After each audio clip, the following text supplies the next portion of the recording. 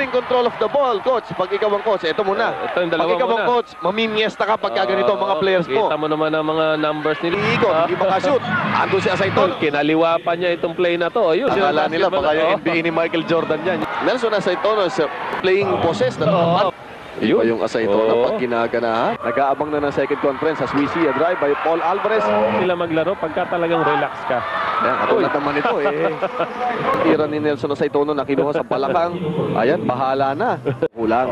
Pero yung laro ng basketball eh, kailangan may depensa rin. Katulad niya, kung makakatira ng mga layup na gano'n. Kababayan po nating may planong pumunta dyan sa may Quiapo. Baka magdasal na lang muna sa bahay. Maintindihan naman tayo. Sa depensa si Paul Alvarez, dinaanan si Marlo Aquino. Anyway, eto magpapatuloy ang aksyon. Alvarez tinago ang bola, hindi nadali. Ando si Asaytono na parang kalabaw sa ilalim.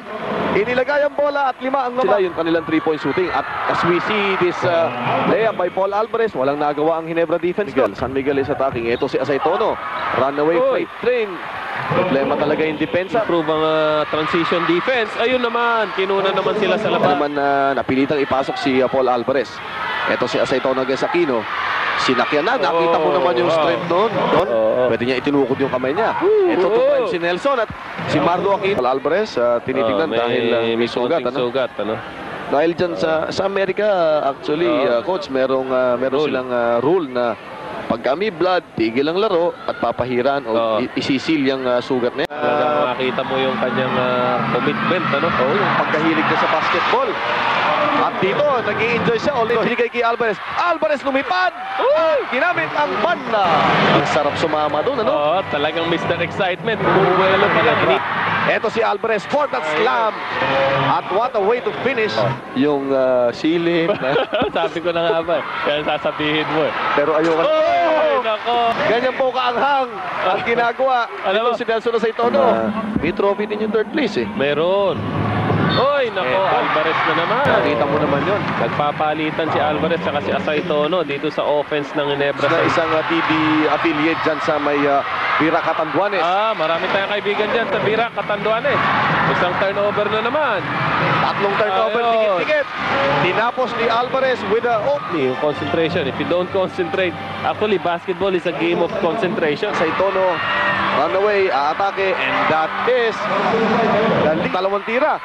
Open si Asaytono. Asaytono finishing with a foul from JV Gayoso. Ito na naman. Turnover na naman. Dalawang turnover, sunod-sunod. Bong Alvarez na naman. Yun ang sinasabi natin, yung strength. Dalawang matinding ito. Yung dalawa. Alvarez at saka si Nelson Asaytono. Tinitignan po natin. Mamaya makikita nyo ang numero ng dalawang iyan. Coach, pag ikaw ang coach, ito muna. Ito yung dalawa muna. Pag ikaw ang coach, mamimiesta ka pagka ganito ang mga players mo. Kita mo naman ang mga numbers nila. 8 seconds shot clock. Umatake si Alvarez. Ay! Panonoorin natin sa ating screen. Umatake si Alvarez. What a break! At nabuhay yung buong Cuneta. Inom ng vitamins ito kaya matamlay ng konti. Pero yung ginagawa ni Marlo, almost 40 plus minutes ang ina-average yan every game. May kakaibang ganang pinapakita to si Alvarez. Tapos na yung aksyon eh. Talagang dumadang pa rin eh. Kumbaga sa talagang iba namang vitamins ang ininom nito kanina. Talagang lundag ng lundag eh. Naglagang bola kay EJ File. Almost supal-pal ang inabot ni EJ File kay Alvarez. Supal-pal na naman si Luxig. Kanya-kanyang kapit sila. Ito, tingnan mo. Supal-pal. Ayun. Huli na naman. Ayun. But what defense? Pinakita kay Alvarez. Will he attack? Matake siya. Supal-pal. Ngunit nakuha niya ang bola. At sabi ng referee, stepping on the sideline.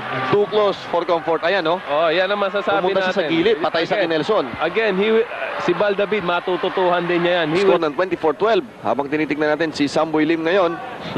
Si Samboy Lim affair. Ayun, nakuha na ni Alvarez. That's it. It ends with San Miguel Beer winning.